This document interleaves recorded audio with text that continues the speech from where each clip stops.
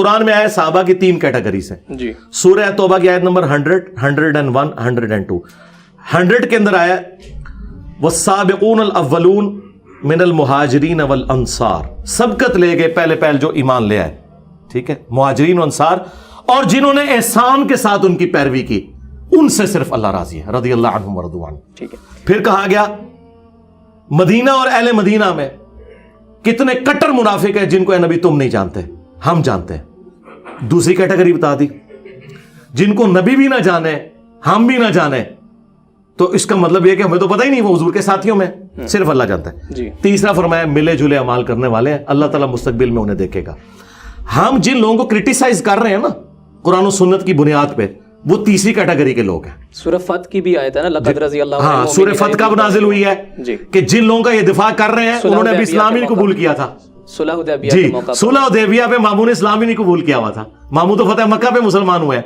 اب یہ کتنا بڑا ظلم ہے کہ ایک بندہ بعد میں مسلمان ہوا ہے, یعنی ایک بندہ میں میری بات سن لیں, ایک منٹ رک جائے نا, ابو الغادیہ کی بات تو وہ پھر آپ کریں گے, پھر میں آدھا گھنٹہ بولوں گا اگر آپ وہاں پر چھوڑ دیں. ہاں, یہ نام ہی لگا دیں.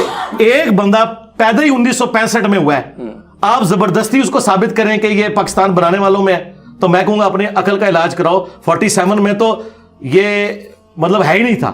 اچھا, وہ لوگ جو مسلمان ہی نہیں ہوئے تھے, الٹا صلح حدیبیہ پر وہ لوگ کافروں کی لسٹ میں شامل تھے, وہاں سے لڑنے آئے ہوئے تھے. آج آپ ان لوگوں کو ان کے ساتھ کھڑا کر رہے ہو, تو آپ سن لیں, مسلم شریف میں حدیث ہے, خالد بن ولید نے گالی دے دی حضرت عبد الرحمن بن عوف کو, جو یہ آدھی حدیث بریلوی دیوبندی اہل حدیث پیش کرتے ہیں. یہ کو پوری حدیث بھی نہیں پیش کر سکتے, میں نے صحابہ کو گالی مت دو, پوری حدیث نہیں بیان کرتے. یہ 6488 نمبر حدیث ہے مسلم میں پوری. یہ گالی میں نے آپ نے نہیں دی تھی, عبد الرحمن بن عوف کو گالی دی تھی خالد بن ولید نے, دونوں ہی صحابی تھے. آپ نے کہا خالد میرے صحابہ کو گالی مت دو, انہوں نے تو نہیں کہا یا رسول اللہ میں بھی صحابی ہوں, سورہ فاتح میرا بھی نہ ہے. ایک گل حضرت خالد بن ولید نے پتا سی کہ میں کچھ ہو رہا, میں وہ نہیں ہوں.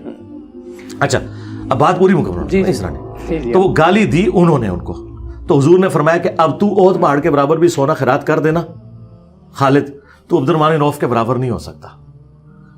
خالد بن ولید وہ ہیں کہ جو فتح مکہ سے پہلے مسلمان ہوئے ہیں, ان کو حضور کہہ رہے ہیں کہ تو شاہی کوئی نہیں عبد الرحمن بن عوف کے مقابلے پہ, شاہی کوئی نہیں, بھی چھوٹا لفظ ہے. آپ فرمایا کہ احد پہاڑ جو 7.5 کلومیٹر پہ ہے, یہ سارا سونے کا ہو جائے جی, اور عبد الرحمن بن عوف اتنی سی گندم دے نا, تو اس کے برابر نہیں ہو سکتا.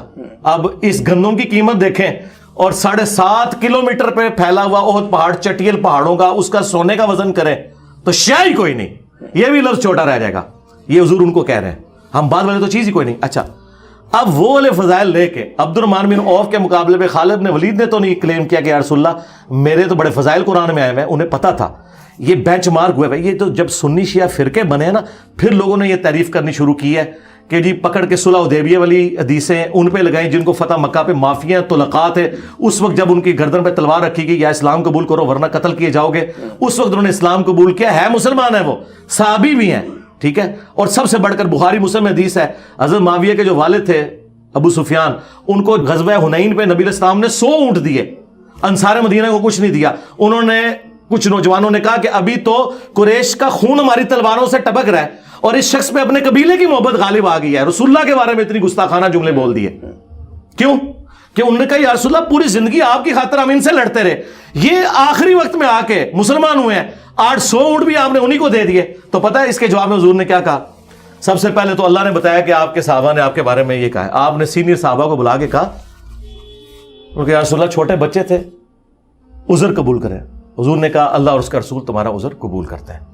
پھر نبی علیہ السلام نے فرمایا کہ انصار اگر پوری دنیا ایک گھاٹی میں چلے اور انصار دوسری گھاٹی میں, میں انصار کے ساتھ ہوں, میرا جینا اور مرنا انصار کے ساتھ ہے. انصار کیا تم پہ اس بات پہ خوش نہیں ہو کہ یہ لوگ دنیا کا مال لے جائیں؟ کون؟ ابو سفیان رضی اللہ عنہ, ہم تو احترام سے نا, اور تم اللہ کے رسول کو لے جاؤ. اللہ کے رسول کو پتا تھا کہ دنیا لے جانے والے کون ہیں اور اللہ کے رسول کو لے جانے والے کون ہیں. اور آپ دیکھ لیں انصار مدینہ یہی بنو امیہ کے ہاتھوں قتل ہوئے ہیں. انصار مدینہ تھے جو سقیفہ بنی ساعدہ میں بھی حضرت علی کو خلیفہ بنانا چاہتے تھے یا سعد ابن عبادہ کو, اور انصار مدینہ ہمیشہ بنو ہاشم کے ساتھ رہے ہیں, کبھی انہوں نے بنو امیہ کا ساتھ نہیں دیا. اور بخاری مسلم میں ہے کہ انصار سے صرف مومن ہی محبت رکھے گا اور انصار سے صرف منافق کی بغض رکھے گا. انصار مدینہ کا ووٹ ہمیشہ حضرت علی اور ان کی اولاد کے ساتھ رہا. یہ میں آپ کو فرق بتا رہا ہوں.